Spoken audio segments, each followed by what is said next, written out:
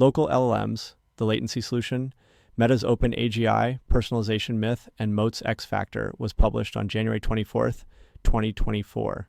The deployment path that'll break through in 2024, plus checking in on strategies across big tech and AI leaders. Everyone knows local models, e.g., running large language models, LLMs, on consumer hardware, is going to enable new ways of using the technology. Local LLMs can provide benefits beyond common themes like customization and information security.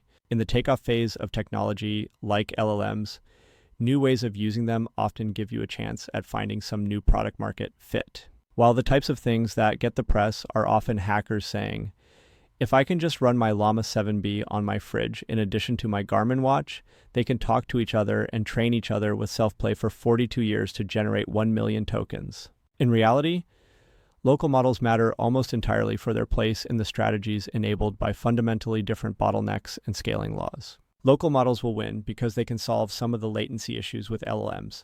When viewing the ChatGPT app communicating via audio, the optimization of latency looks like, how can we reduce the inference time of our model, efficiently tune batch sizes for maximum compute utilization, reduce wireless communication times, try streaming tokens to the user rather than outputs in a batch after the end token, decide if you render audio in the cloud or on device, and so on. For local models, it's a much simpler equation. How can I get maximum tokens per second out of my model and hook it up with a simple text-to-speech model? Apps like ChatGPT on the iPhone will be plagued by sandboxing core to iOS's design.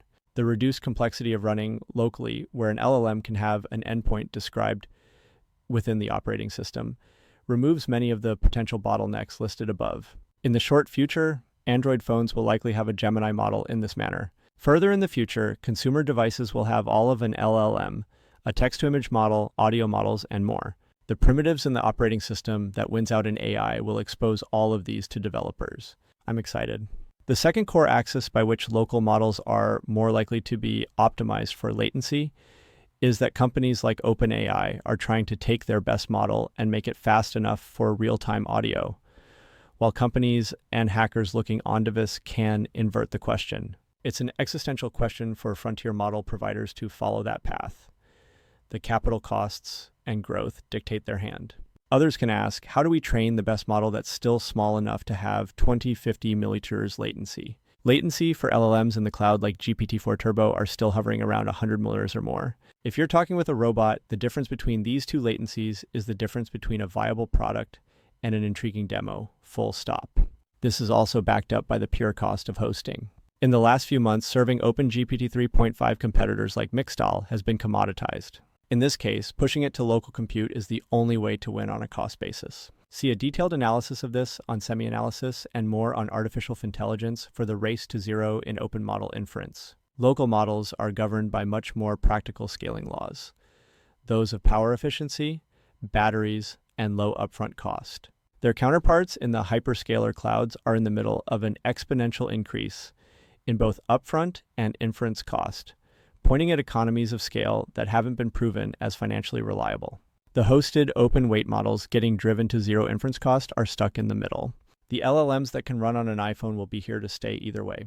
While most researchers are obsessed with tokens, charge second numbers, or counting flops for training throughput, it's pretty clear that latency will be the determining factor for Doherty moments across LLM services in the next few years. While writing this, the clip of the new Rabbit R1 device taking 20 seconds to finish a request blew up on Twitter and TikTok. Slow latency totally takes you out of the experience. It's a churn machine. For more on why ChatGPT with audio will be a compelling product, I recommend reading this piece from Ben Thompson, The Personalization Myth.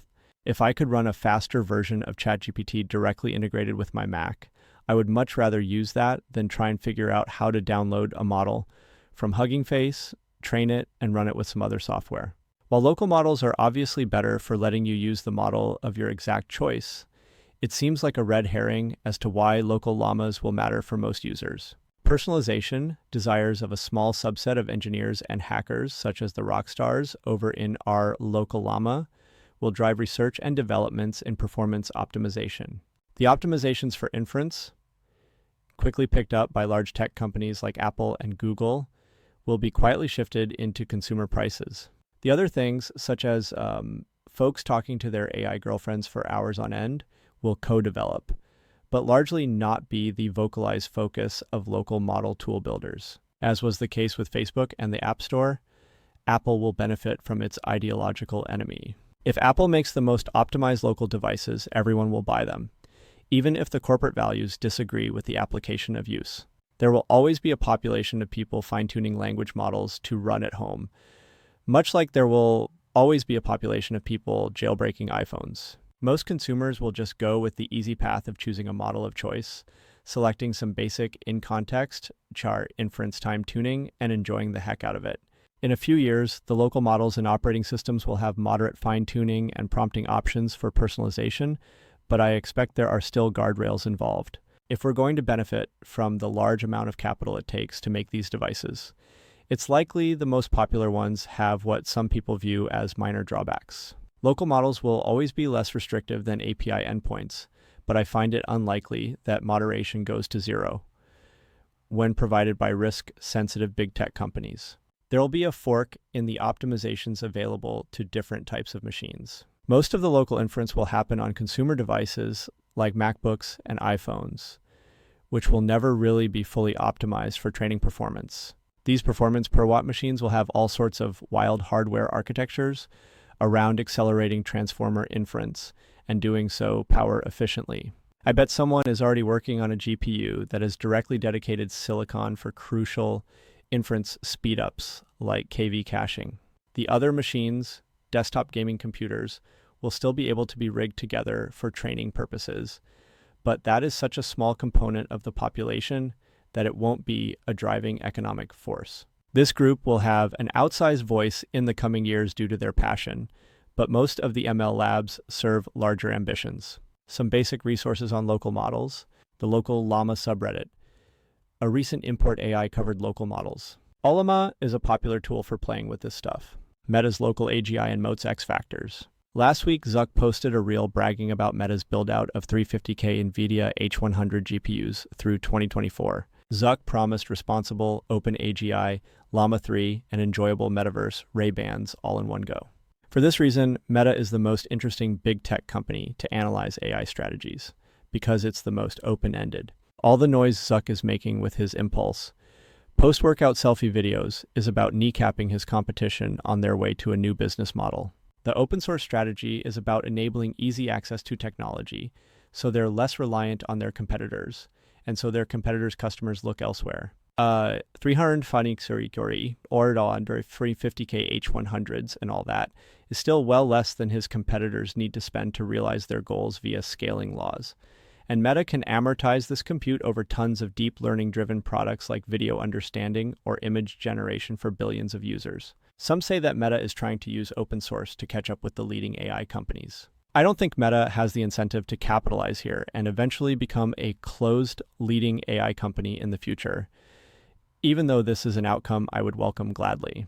My favorite supporter of this theory, from a different worldview, is Dan Hendricks of the Center for AI Safety. See Figure 1. The world of local models, which is downstream of open-weight LLMs, is why I still have to bet on Apple. It's also why Meta and Apple are yet again tied at the hip. No company other than Apple has a better culture for trying to remove all the frills from an experience and make it fast, easy to use, and effective. It'll take some major cultural changes to enable a hardware-accelerated local LLM API in apps, so they still have an Achilles heel, but it's not yet a big enough one to ignore here. Their peer in the specialized performance per watt hardware, Google, with their new Pixel TPU chip for Gemini AI Nano, will likely be the one that wakes them from their slumber. Google's future in LLMs is up in the air. They have plenty of talent to do things, but it is not clear if the talent density is high enough or if the management has the capabilities to extract it.